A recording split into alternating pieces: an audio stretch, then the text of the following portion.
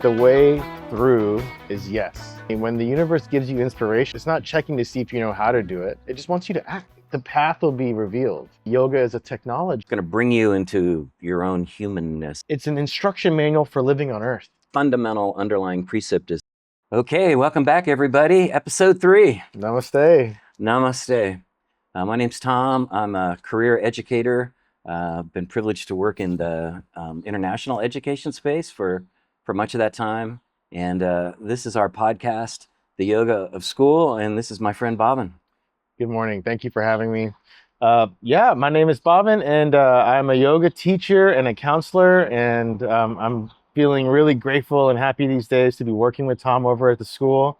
And this podcast has just been, I've been thinking about where the synthesis of it, Right. you know, and it's always just been there, to be honest with you. And I've always kind of said, hey, I think we should do a podcast. And there wasn't really a real understanding of why I was saying that, but I just knew that we should. And here we are. Here we are. Yeah, there's that great phrase, the journey of 1,000 miles starts with a single step. And I think that, there was all that kind of potential energy, that desire, hey, we should. And then we just kind of took that step, and so we're away. And we appreciate everybody that has taken the time to listen so far. We got an email from one of our parents yesterday who said, hey, I had a long drive yesterday.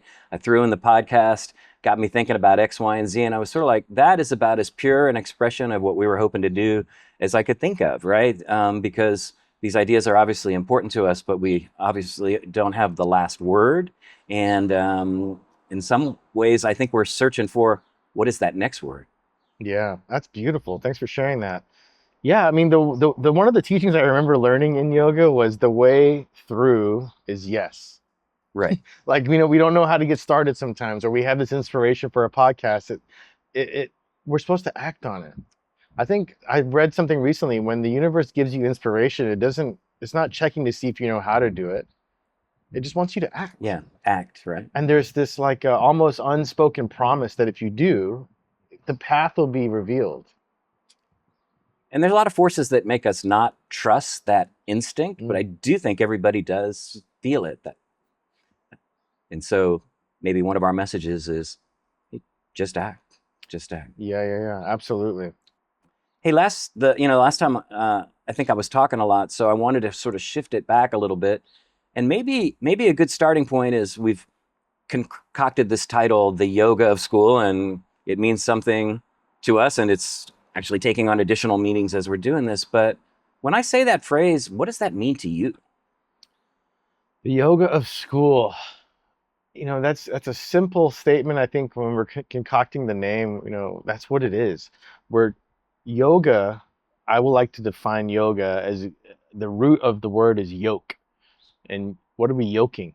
Yoking the body, the mind, and the spirit. And there's a coherence that you can experience. And I like to think of it as like an unlocking of your life. Right. I've learned so many beautiful things with the study of yoga and the practice of yoga. And it's hard to understand if you don't experience it. Right. Yeah. It's very experiential in nature. Just say yes. I mean, each day the practice to some extent is that saying yes, I'm going to do it. Yeah, absolutely. It's never the same. You come in to a yoga practice, or you get on your yoga mat, and your body's new and different as we're evolving, and we're a function of time. And so if you're coming at it with this curiosity and this exploration mindset, you're curious about how your body's feeling today. What are you noticing with certain things that you didn't notice yesterday? And it's just this beautiful unfolding. Right. Yeah. And then we're kind of taking that and putting it in a school context. And I think some of it is, how can we get the ideas positioned so that they can flow, so that they can create that opportunity. Sometimes that's pushing against some traditional forces. Sometimes that's perhaps opening up a different approach. And I think it's the puzzle, but it's also, for me anyway, the interest comes from that. Yeah, I mean, I'd like to say that from your practice, I'm saying Tom, your Yes. practice, in your life, you've committed yourself to yoga because it works for you on some level, right? You Yeah. show up because it works for you. Yeah. You're a no BS kind of guy. You're not going to do something that doesn't have some sort of merit or value or contribution to your life. And the fact that you've been practicing for these last 7, 8 years consistently says something. Yeah. It's interesting because I think in the first episode of the second episode, you kind of said, well, as a yogi, and I was like, oh, I'm the farthest thing from that. You know what I mean? Like I am so in my mind, the yogi was somewhere way down the continuum of accomplishment and achievement. Mm, Um, I appreciated it, but I feel so humble about it. Right? There's so much to learn and understand, but I also find that really exciting in its own kind of way. absolutely, because it's a path, right? Yeah. It's not a destination. You don't achieve yogiism Yeah. or whatever that is. Yeah. You're on the practice of it. Yeah. The community of yoga is beautiful, right? It's worldwide, of course. And I once met this fellow. He was a traveler. He was a nomad, but it was this instant connection. He had this beautiful energy about him, beautiful smile, very open and big-hearted. And we instantly connected to the level where I invited him to my house for dinner with the family like that same night. Yeah. And he was only in town for like one night, Yeah. and that takes a lot of trust. But he introduced me to this idea that yoga is a technology, Yeah. and that resonated. It landed. Yeah. When you shared that phrase with me, I want to know more. Because last episode we went down a road of AI technology and school disruption that was causing, and I think that kind of technology is the technology that I think is on everybody's mind, a super digitized technology, relatively recent technology, but technology can mean other things. And when you say, yeah, yoga is a technology, what does that mean? Technology, and as it relates to humans, is something that we use as a tool, Right. except it's not from the external, it's an internal situation. Yeah. And that's unique to this modern day and time, right? Where we're using tools all day long that are digital or, man-made mechanisms. And yoga is a technology that comes and is sourced and is practiced on the inner world, Yeah. from inner space, Right. which is a whole nother beautiful conversation I'd love to have. But this is really important. This is something that I've used to explain to students over the last decade. You know how when astronauts go to the space station, they have a unique set of exercises that they need to do to take care of their body because of the lack of gravity? Yeah. I didn't know that, but I believe that makes sense to me. Yeah. Yeah, they Yeah. have to go through this really intense physical rigor and unique set of things that they have to do to keep their body relatively intact for them to be able to function in Yeah. space to do experiments and so on. Now, with that understanding, think about it this way: yoga is the set of exercises we need to do for the gravitational experience of Earth Okay. Yeah. that was handed So, down 5, 6,000 years ago. right. Like, So it's a technology that we were given to be human on Earth. right. It's the exercises we need to function here on Earth. It's such a deep idea. I mean, the idea, it's almost like it's going to bring you into your own humanness or tune you to this natural world, incredible, beautiful, miraculous thing that we're in. I know that sounds maybe kind of out there, but it really is all that there is. Yeah, Yeah. yeah. Well, this Yeah. moment right here is everything. Yeah. This weekend I was practicing with Marlon Hall, who's coming on in the next episode, amazing yoga teacher. And he said, in the practice, there was one moment where he was talking about the now and being in the moment and focus. And he said, you need to do that because all the rest of it's made up. It's like everything that came before or everything that's projected to some extent is made up. Absolutely. And we have so many human scripts and routines that sort of push us out of that knowledge. But when you pause and breathe and think, that really is true. Yeah. But I love that idea of a technology that from the inside out, and it's that inside world, the outside world, that yoking, or that interface, I Hmm. think is what we're probing for um, in the show to some extent. Yoga is defined or it composites of 8 limbs. You might have heard that. That's almost kind of modern understanding. There's 8 limbs of yoga. Okay, well, what does that mean? Well, each limb is a different part of the practice. Okay, one of the limbs, just one of the 8, is movement. Right. The yoga classes, that's one limb. Well, what? Okay, wow. That means that there's 7 other limbs that describe and teach and have you in inquiry about your life and the way you live it. So we have pranayama, which is breath work. Pranayama and asana are together in the sense so that you can prepare your body for meditation. Meditation, in lots of ways, may look like prayer, right? You've Hmm. seen modern religions Yeah. or things like that really valuing prayer and what that means. So we have meditation and yoga, in yoga, asana practice, setting us up for meditation, just be able to sit still, to get the energy out, Hmm. ground the energy, connect, so we can meditate, which is a high priority. Yeah. The other limbs go into ways of living. We have our ethics, our external ethics and internal ethics, the ways that we live, the way that we conduct ourselves, our commitment to, say, cleanliness and organization and personal hygiene, and the way that we treat each other, kindness and compassion. So when we dig into these limbs of yoga, which I expect us to do in the pod, Right. there's a teacher of mine. She's known as Sarah Montross, your Yes. teacher as well. She has taught me so much, and I haven't invited her yet, but this is a good Yeah. reminder to do that. She owes me. I saved her life, Okay, so she has to come on the I pod. got to hear that story. Yeah, so she really is gifted at bringing in those teachings into a 60-90 minute yoga class and having you leave with an upgrade in that Yeah. sense. So I look forward to having her and talking more about it. But yoga is a deep practice. It's an instruction manual for living on earth Yeah. as a human. Yes. And there are truths in that we can apply to a school, right? Right.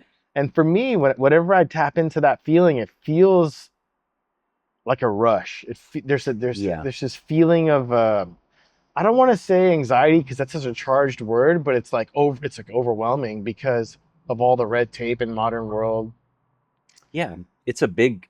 It is a big wave of stuff, right? There's no doubt. And I think what's resonating just listening to you is finding ways to slow it down, finding space for that true contemplation, and believing that that's okay for a younger person, a student. I think that's that's an interesting thing to explore when, because I think schools are a pathway as well. Schools are they're on a path, but they are a path in and of themselves. Especially a school like ours that is vertical through all the grade levels and wraps in sort of family dynamics over time, traditions, generations. Now there's a lot in that, and there's a lot of expectation about getting somewhere, and I think that fuels that energy you're feeling.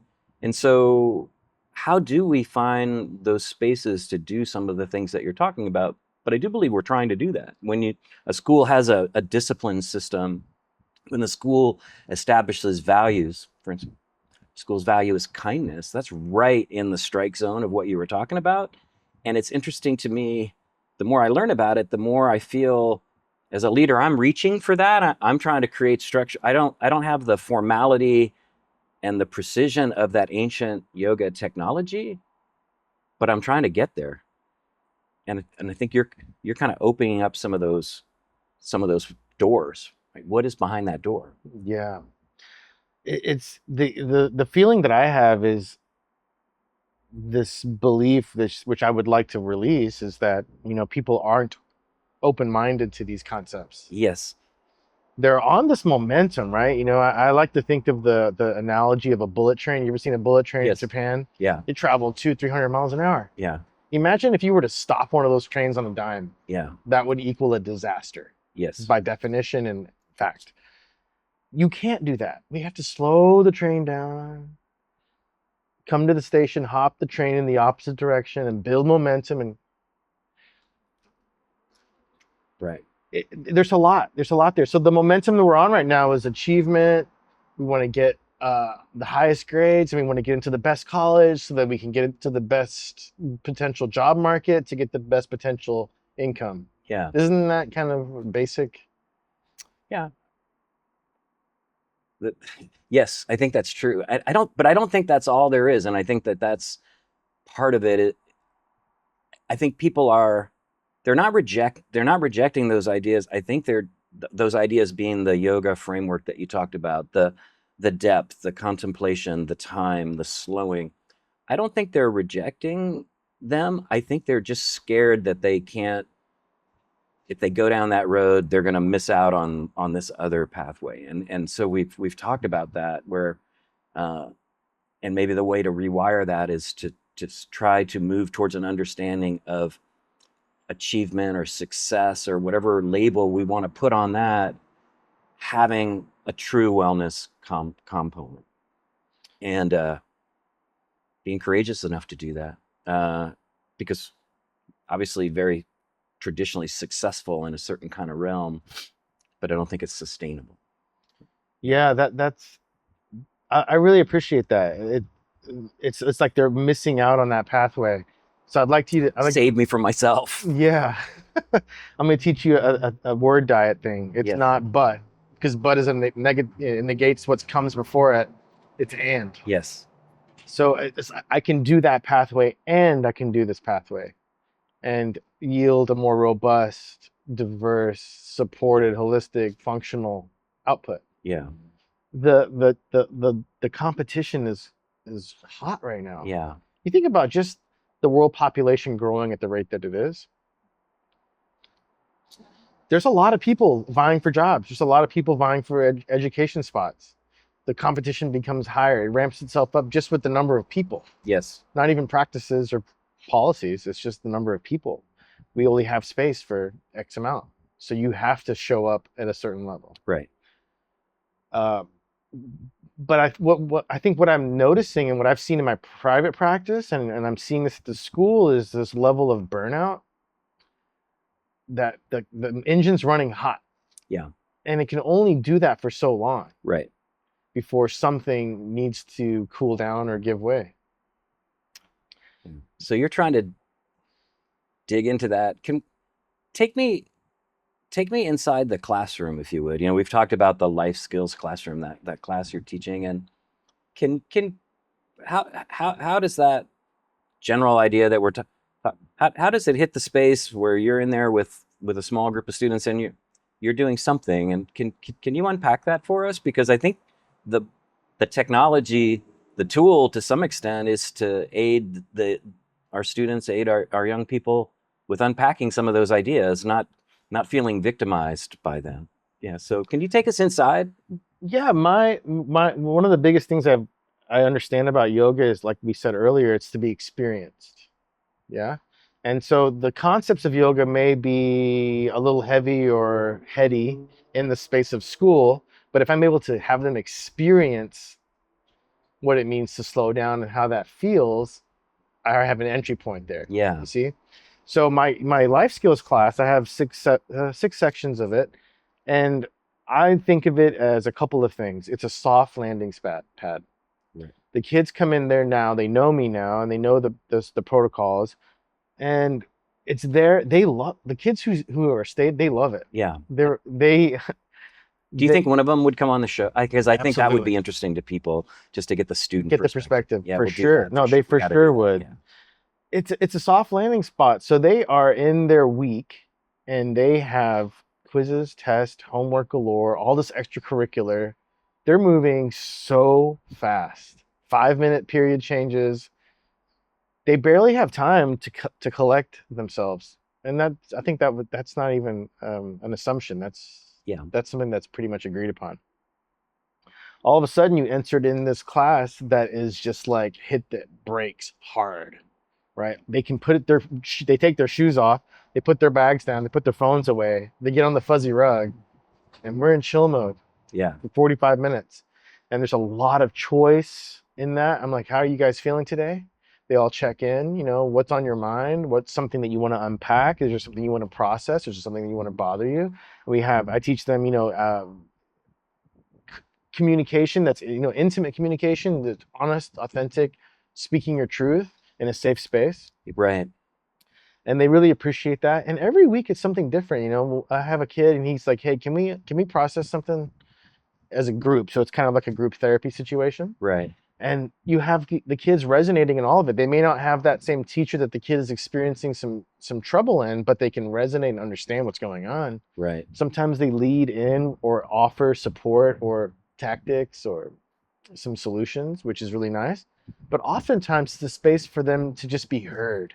Right. You know what I love about that is, there's all this stuff going on in the external world of universities around sort of maybe you're kind of moving into this safe space around talking and trigger warnings and all this kind of stuff. What the safe space that you're talking about is a space for someone to speak into. We're not trying to make it safe from what somebody is saying at me, but the trust, the knowledge of each other to be able to speak into a space, that's pretty profound. I think there's a lot in that.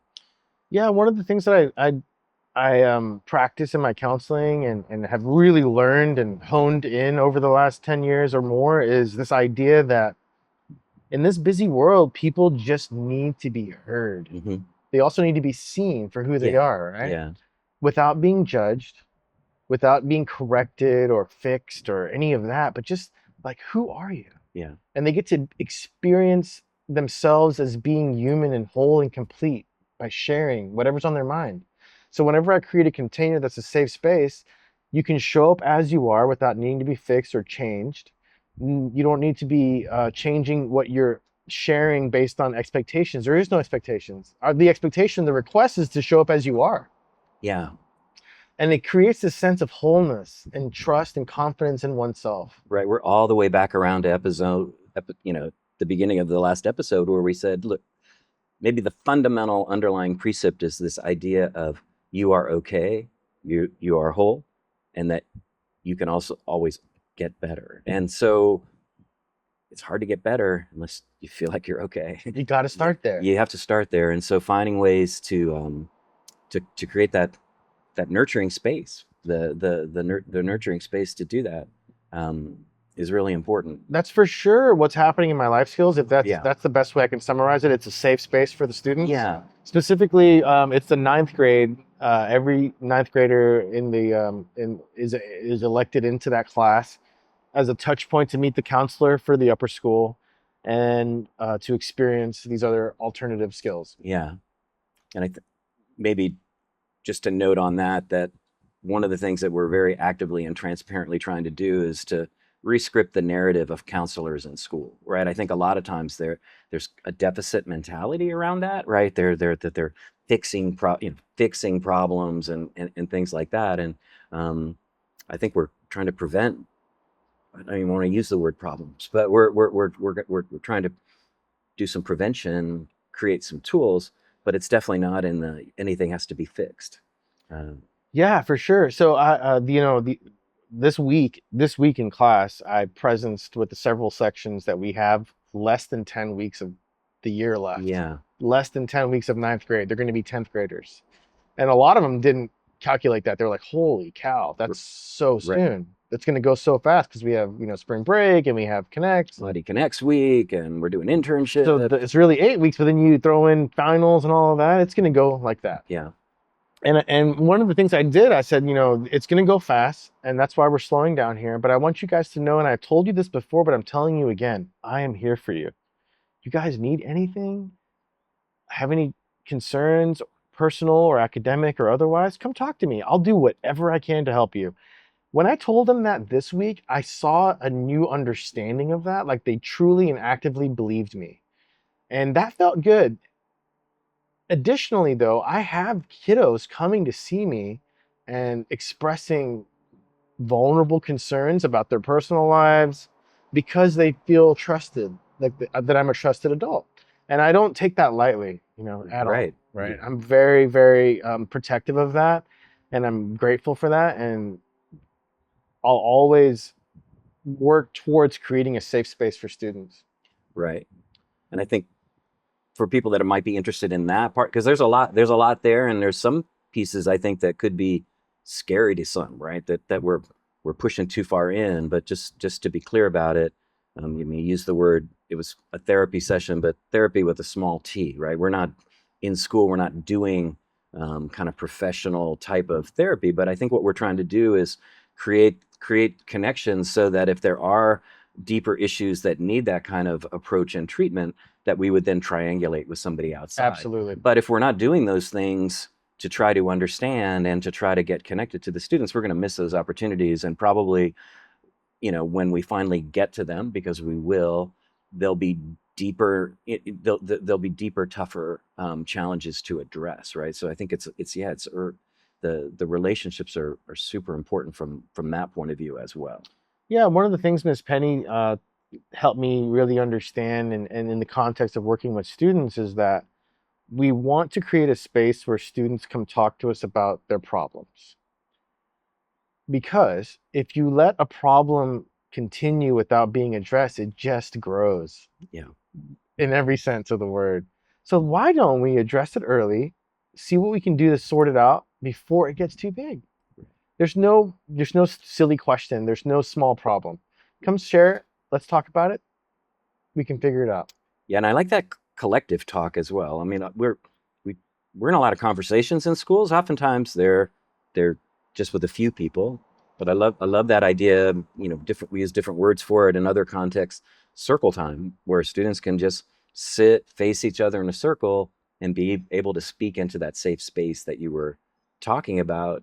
Uh, Creates a lot more resource than just if they're talking to you at some level, I think, or talking to me, Mm-hmm. right? That Yeah, that they that it's almost like you're teaching the peer group how to be able to be supportive as well, absolutely. because we know from the developmental research that they are way more tuned into their peer group than they are to the adult space. Absolutely. Probably more so now than maybe previous generations, even because of some of the technological change. So if we don't engineer, back to your technology word, but if we're not engineering some productive capacity in that peer space, I think we're always going to be running uphill. Like the, and so I love that part of the class as well. Yeah, and that brings me back to that was something else that I honed in yoga at Big in Houston, Big Power Yoga. Shout out once again, RIP. We had community circle was on the schedule Yes. as a free offering Yeah. that we would do during certain or after certain classes, and it was there that I really practiced this modality of come into circle. This is a safe space. You can share whatever you want. You don't have to share anything. You can just listen, but we're going to actively listen. We're not going to respond, let Right. someone share. And during our teacher training, we practice this community circle before every session. And I got really good at it. And so when I teach the kids in my life skills class what circle is, it's a safe space to be heard. We need to practice active listening, listening with our heart. We're not thinking about a response in our head. We're just listening to what this other human is saying. What ends up happening, to your point, is that you create this self-regulatory device in the peer space. I would say almost 99% of the time we have students working it correctly. They're they're not they're saying things that are supportive. They're not judging, and if it comes up that they're judging something or creating something that's not really a healthy response, we have the space to address it right there Yes. and kind of correct the behavior, Love that. and it doesn't come back. Right. They're like, oh yeah, okay, got it, that makes sense, understood. And we're not gonna like shortchange a student's experience. We're gonna listen to it. Yeah. Do you have a sense that you're also broadening their experience in terms of maybe friendship or friendship groups? Because I think that the students land in one of those sections to some extent randomly. They'll have free periods and we put them in there, but we don't do any intentional grouping of the students. And I think the students do a lot of intentional grouping. They as they should. They have their close friends, and we talk about it, right? 1+1+1+1. We want every student. One of those ones is we want them to all have a friend, and those friendship bonds that are created are super strong. Sometimes they can become limiting, and I'm just wondering, are you seeing students that didn't necessarily know each other starting to connect? Because that seems pretty powerful if that can happen. Absolutely, that's happening. In my section this week that I was referring to earlier, they were like, "Oh, we're gonna miss life skills. Can we create a life skills club?" They want to create a club for life skills to kind of, I guess, bookmark this experience to Love take that. it with them in the next 3 years of high school. Right. Absolutely, if you guys want to do that, I'll be happy to sponsor that. We can have, every term we can have a lunch or a pizza party or something, or we can do events or field trips. Whatever needs to happen, we can do that. But I love that they wanted to capture it and keep it. Right. And I saw kids who came in who were new to Audi this year, who were so shy the first few weeks, Right. that are now baked in. Right. And it was Maybe it was torture at the beginning. it was. Right. Yeah, you Yeah. saw them. They were so Yeah. uncomfortable. Like, share? Right. And you also hadn't had the great migration yet, where that you had the Opt. key, the opt-in moment. Goes back to something that you said earlier around choice. Hmm. That's a key part of it too, is that uh, you're working with people that really do want to be there. Yeah, Absolutely. at this point. Yeah, and even that piece, giving them that, it teaches the student that, hey, I have agency. I have this sense that I know what's best for me. I know my workload and I understand it. Yeah. And I think what's going to support me this week or this term is to go work on my studies to make sure I stay up. I have extracurriculars every day after school. I don't have time to do my homework. Yeah. I probably need to study right here. Right. Great. Good job. Yeah. I remember when we took that step, because we were getting some, I mean, ultimately I can do what I want, but there was some internal pushback about releasing the ones that didn't want to be there, sort of that they should stay in almost from like a control point of view. And I think that for me was one where the whole energize, it just clarified to another level that how powerful true choice is. When do they really have it in school? I think is a really important question. And that, we kind of, the beginning piece, I think everybody got exposed to some of the ideas. If you, for me, it was sort of, if you decided to opt out, maybe you'll cycle back to them at some point. I don't want you to reject these ideas just because you got a lot on your mind and you just want to put the energy into trying to understand. If you're not ready for it right now, or you have other priorities, that's okay. That's healthy at some level. And then for those that were open to it, that ability to kind of go deeper with a reformation. Anytime a group reforms, there's a lot of power in that moment, I think, as well. Yeah, for sure. So before we did the opt-out migration piece, there was still this. It was definitely a full term. So we only have 3 terms at our school, and the full first term and some of the second. I was building relationships and made Yes. headway in that Yeah. time, to where the students who are no longer present in my class still know me, still say hi to me, Hmm. still have nicknames for me that are loving and fun, and still interact with me, and they have even come to me with issues or problems or just solutions that they're looking for or guidance. And it's because we formed a relationship in Right. T1, and just that's fine, it's okay.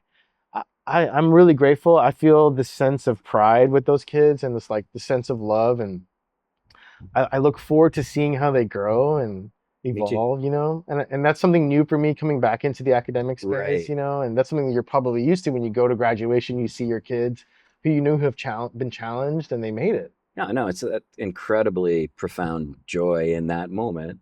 Say, school's a path, Yeah, school's a pathway, and then you see, yeah, it's sort of at the individual level, and then also at the collective level. Each group kind of has an identity, I think, and yeah, it'll be interesting to see that group 3 years down the road, because most of them, God willing, will still be here, and how it evolves into the future. yeah. Yeah. Well, that'll wrap up for today's podcast. Yeah, thank you. I really appreciated the idea just to kind of go deeper into the yoga principles, and our thought was that it gives us the opportunity to maybe look at them one by one and go in even deeper. and to try to make these specific connections to the school operational experience. I think that's one of the things that we can offer. And it also gives us the opportunity to bring some guests in as well that can help us go deeper. Yeah, yoga I think is a modern world. It's a big industry right now, and a lot of people think that it's a fitness class, and it is, and it can be, but there is so much more to it when you get into it, and there's so much that you can learn and receive from it. Yeah, fitness if we're willing to put mind and spirit next to body in the Mm, fitness equation. yeah, that's kind of a cool idea for me. I love it, and I mean, I'm feeling right now that I want to go practice. Me too. Get And up. we're going to do that too. We're going to get another stadium Audi community yoga on the schedule. So if you're listening, if you're vibing with this and you're in the Houston area, we'll get a date and a time out to you soon because I feel like that has to manifest back up as well. Yeah, so if you have any questions about yoga or the content that we've shared so far, please know that we're an open book and we love to interact and engage with you. So don't hesitate. There's no silly question. Shoot it over. You're probably able to link from Instagram. We have Instagram Yoga of School. We're on YouTube. Please like and subscribe. We really appreciate the support as we grow a new channel. And we do have a website, yogaofschool.com, that is just like a landing page for us. Right. And some if Tom gets to work, got some good content going up Yeah, there. we do. We're gonna have a blog on there eventually before long here, and so we're really appreciative. We're gonna be shooting another episode on Monday with Dr. Marlon Hall, a great friend, great teacher, amazing human here in the Houston space, and this is a true gift. So look out for that one. Right. Yeah. Marlon did back in the pandemic time. He did he was a did a cultural anthropology residency at our school, and in his way went deep in the lower school, went deep in the upper school, went deep with the teachers. So looking forward to catching up with him about that. You know what he sees in that maybe a couple years down the road, and then also what he's doing now. You won't want to miss it. Awesome. All the best. Namaste. Namaste.